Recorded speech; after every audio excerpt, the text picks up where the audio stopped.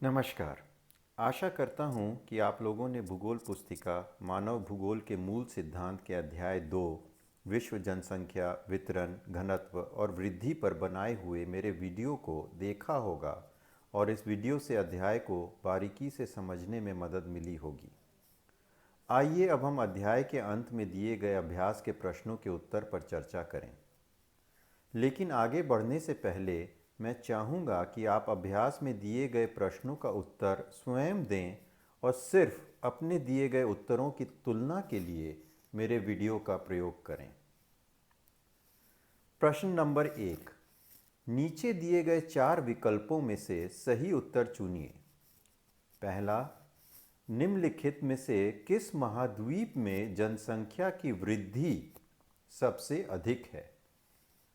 Africa, दक्षिण America, Asia या उत्तरी अमेरिका?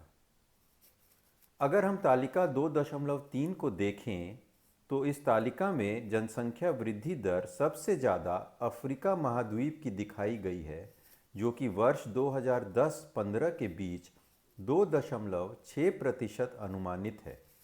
यानी इसका सही जवाब है अफ्रीका महाद्वीप। निम्नलिखित में से कौन सा विरल जनसंख्या का क्षेत्र नहीं है? अटाकामा, दक्षिण पूर्व एशिया, भूमध्य रेखीय क्षेत्र या ध्रुवीय क्षेत्र? अटाकामा रेगिस्तान दक्षिण अमेरिका में एक रेगिस्तानी पठार है जो एंडीज पर्वत के पश्चिम में प्रशांत महासागर के तट पर 1000 किलोमीटर की पट्टी को कवर करता है। अटाकामा रेगिस्तान दुनिया का सबसे सूखा रेगिस्तान है, साथ ही ध्रुवीय रेगिस्तानों की तुलना में कम वर्षा प्राप्त करने वाला एकमात्र सच्चा रेगिस्तान है। इसलिए यहाँ पर जनसंख्या घनत्व बेहद कम है। दक्षिण पूर्व एशिया।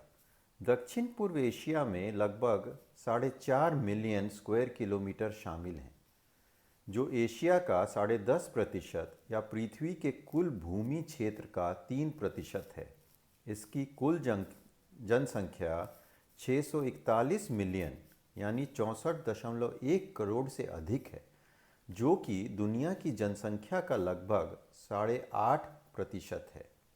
यह दक्षिण एशिया और पूर्वी एशिया के बाद दुनिया में तीसरा सबसे अधिक आबादी वाला भौगोलिक क्षेत्र है।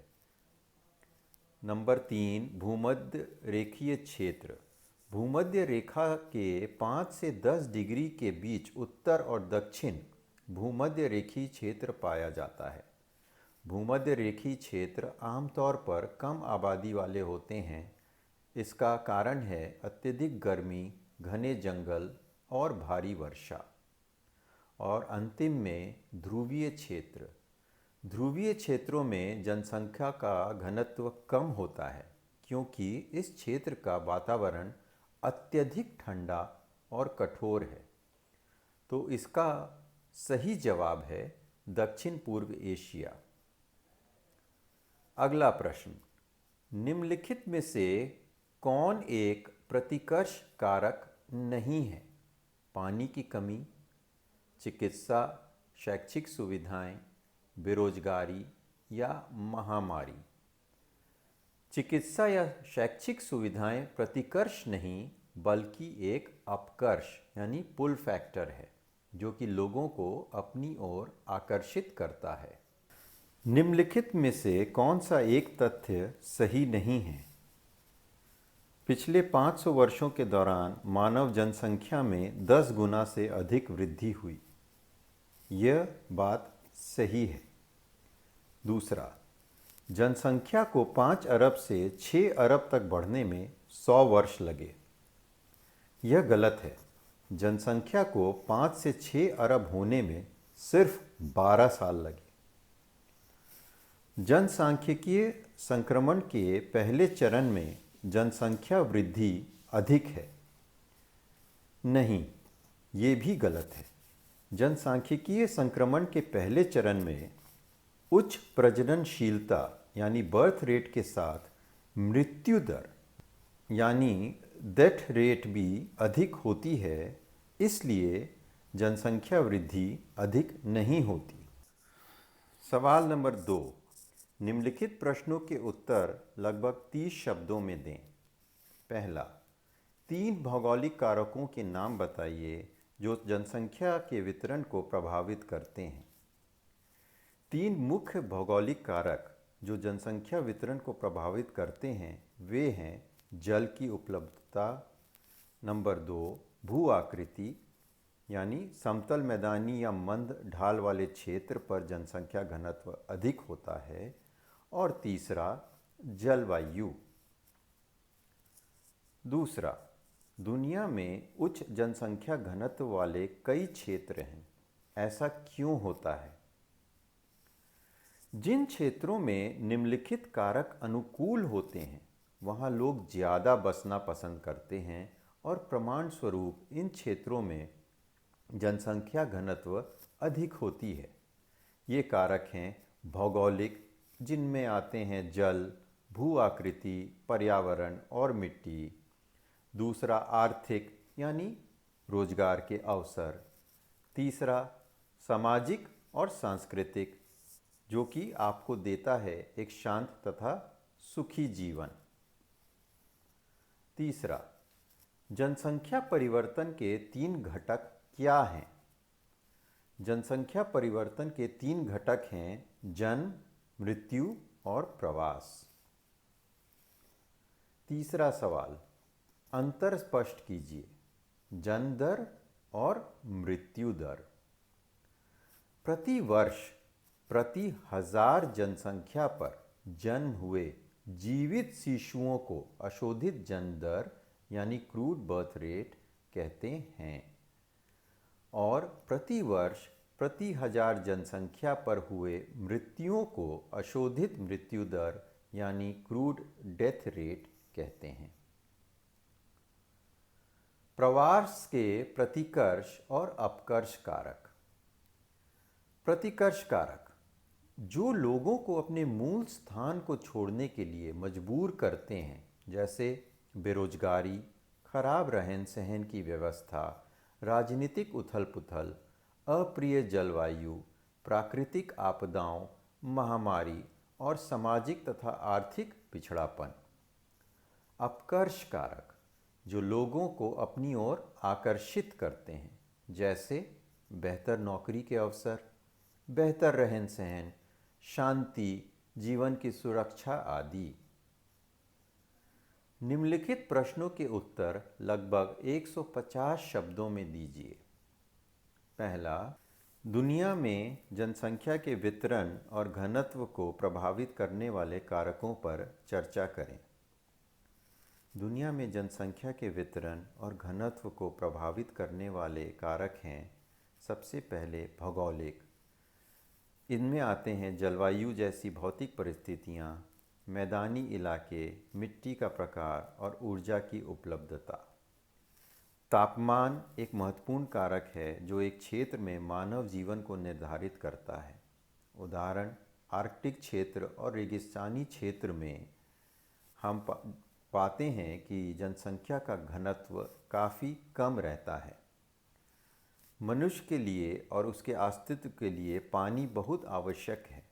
वर्षा और जल आपूर्ति के अन्य स्रोतों ने जनसंख्या वितरण को निर्धारित किया, जैसे नदियाँ और झीलें। भू आकृति जनसंख्या वितरण को निर्धारित करने में एक महत्वपूर्ण भौगोलिक कारक है। जैसे पर्वतीय क्षेत्र में जनसंख्या का घनत्व कम और कृषि योग्य भूमि में अधिक है। मृदा यानी मिट्टी की गुणवत्ता, ये भी जनसंख्या वितरण को निर्धारित करती है। यदि मिट्टी उपजाऊ और दोमट है तो लोग ज़्यादातर उस क्षेत्र में रहते हैं जो कृषि के लिए अच्छा है, जैसे गंगा के मैदान। फिर आते हैं आर्थिक कारक। ऊर्जा स्रोतों और कच्चे माल की उपलब्धता भी जनसंख्या के वितरण को निर्धारित करती है। कच्चे माल की उपस्थिति उद्योग के लिए एक आदर्श स्थान है। लोग रोजगार के लिए उन जगहों पर बसना चाहते हैं। शहरीकरण जनसंख्या वितरण का एक महत्वपूर्ण कारक है।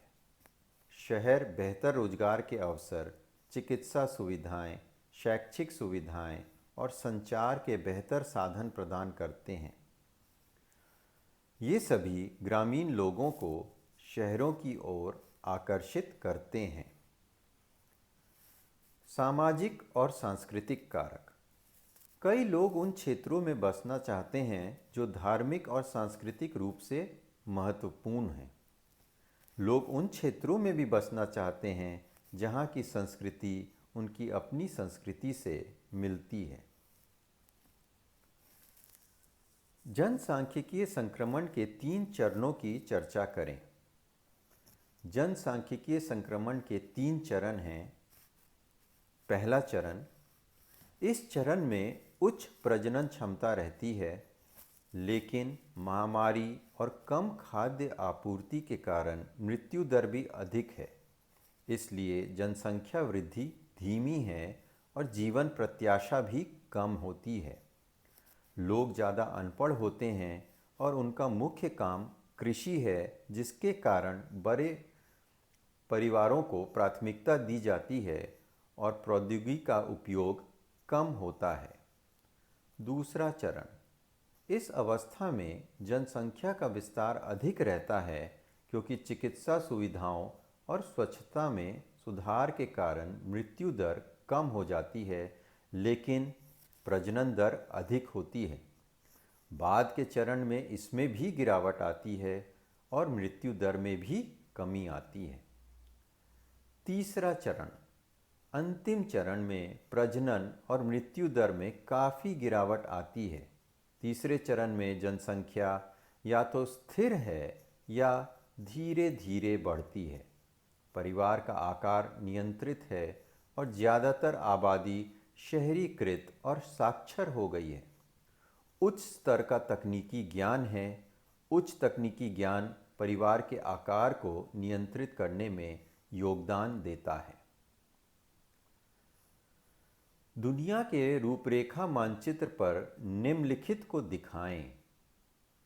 यूरोप और एशिया के ऋणात्मक जनसंख्या वृद्धि वाले देश। इसका जवाब है यूरोप में Bulgaria, Latvia, Moldova, Ukraine, Croatia, Lithuania, Romania, Serbia, Poland तथा हंगरी। एशिया में ऋणात्मक जनसंख्या वृद्धि वाले देश हैं चीन, जापान तथा थाईलैंड। 3% से अधिक जनसंख्या की वृद्धि दर वाले अफ्रीकी देश। इनमें आते हैं अंगोला, लाइबेरिया तथा सोमालिया। अध्याय 2 का यह अभ्यास यहीं ख़त्म होता है। नमस्कार।